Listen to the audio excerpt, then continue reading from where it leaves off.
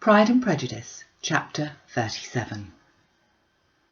The two gentlemen left Rosings the next morning, and Mr. Collins, having been waiting near the lodges to make them his parting obeisance, was able to bring home the pleasing intelligence of their appearing in very good health and in as tolerable spirits as could be expected after the melancholy scene so lately gone through at Rosings.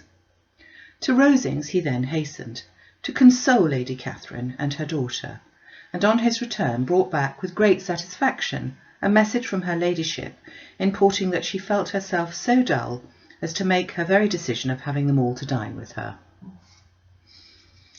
Elizabeth could not see Lady Catherine without recollecting that, had she chosen it, she might by this time have been presented to her as her future niece. Nor could she think, without a smile, of what her ladyship's indignation would have been. What would she have said? How would she have behaved? Were questions with which she amused herself. Their first subject was the diminution of the Rosings party. "I assure you I feel it exceedingly," said Lady Catherine. "I believe nobody feels the loss of friends so much as I do. But I am particularly attached to those young men, and know them to be so much attached to me. They were excessively sorry to go, but so they always are. The dear Colonel rallied his spirits tolerably till just at last, but Darcy seemed to feel it most acutely, more, I think, than last year. His attachment to Rosings certainly increases." Mr. Collins had a compliment and an allusion to throw in here, which were kindly smiled on by the mother and daughter. Lady Catherine observed after dinner that Miss Bennet seemed out of spirits, and immediately accounting for it herself by supposing that she did not like to go home again so soon, she added, "But if that is the case, you must write to your mother to beg that you must stay a little longer. Mrs. Collins will be very glad of your company, I am sure." "I am much obliged to your ladyship for your kind invitation," replied Elizabeth, "but it is not in my power to accept it. I must be in town next Saturday." "Why, at that rate you'll have been here only 6 weeks. I expected you to stay 2 months. I told Mrs. Collins so before you came. There can be no occasion for your going so soon. Mrs. Bennet could certainly spare you for another fortnight." "But my father cannot. He wrote last week to hurry my return." "Oh, your father of course may spare you, if your mother can. Daughters are never of so much consequence to a father. And if you will stay another month complete, it will be in my power to take one of you as far as London, for I am going there early June for a week. And as Dawson does not object to the barouche box, there will be very good room for one of you, and indeed, if the weather should happen to be cool, I should not object to taking you both, as you are neither of you large." "You are all kindness, madam, but I believe we must abide by our original plan." Lady Catherine seemed resigned.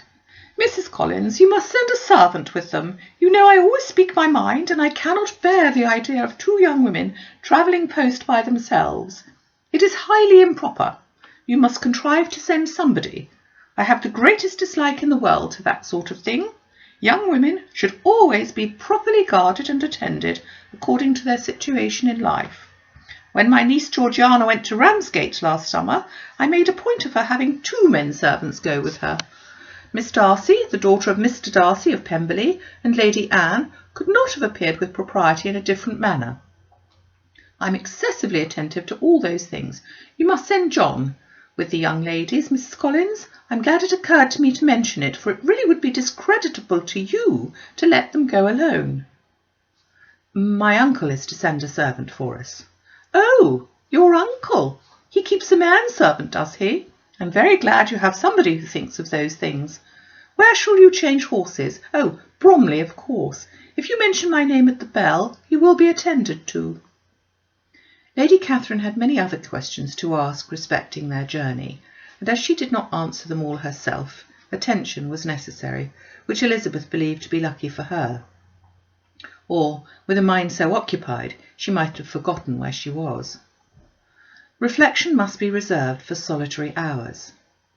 Whenever she was alone, she gave way to it as the greatest relief, and not a day went by without a solitary walk, in which she might indulge in all the delight of unpleasant recollections. Mr. Darcy's letter was in a fair way of soon knowing by heart. She studied every sentence, and her feelings towards its writer were at times widely different. When she remembered the style of his address, she was full of indignation, but when she considered how unjustly she had condemned and upbraided him, her anger was turned against herself, and his disappointed feelings became the object of compassion. His attachment excited gratitude, his general character respect.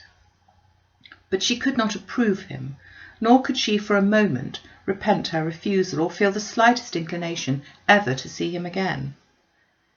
In her own past behaviour there was a constant source of vexation and regret, and in the unhappy defects of her family a subject of yet heavier chagrin. They were hopeless of remedy. Her father, contented with laughing at them, would never exert himself to restrain the wild giddiness of his youngest daughters, and her mother, with manners so far from right herself, was entirely insensible of the evil. Elizabeth had frequently united with Jane in an endeavour to check the imprudence of Catherine and Lydia, but while they were supported by their mother's indulgence, what chance could there be of improvement? Catherine, weak-spirited, irritable, and completely under Lydia's guidance, had always been affronted by their advice, and Lydia, self-willed and careless, would scarcely give them a hearing. They were ignorant, idle, and vain. While there was an officer in Meryton, they would flirt with him, and while Meryton was within a walk of Longbourn, they would be going there forever. Anxiety on Jane's behalf was another prevailing concern, and Mr. Darcy's explanation, by restoring Bingley to all her former good opinion, heightened the sense of what Jane had lost. His affection was proved to have been sincere, and his conduct cleared of all blame, unless any could attach to the implicitness of his confidence in his friend. How grievous then was the thought that of a situation so desirable in every respect, so replete with advantage, so promising for happiness, Jane had been deprived by the folly and indecorum of her own family.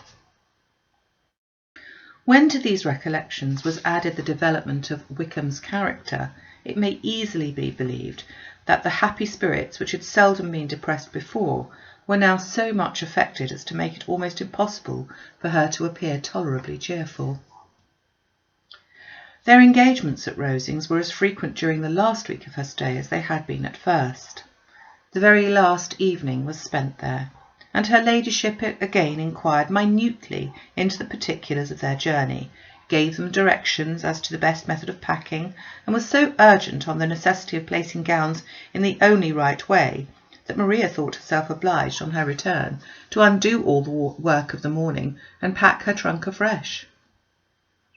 When they parted, Lady Catherine, with great condescension, wished them a good journey, and invited them to come to Hunsford again next year, and Mr. Bourg exerted herself so far as to curtsy and hold out her hand to both.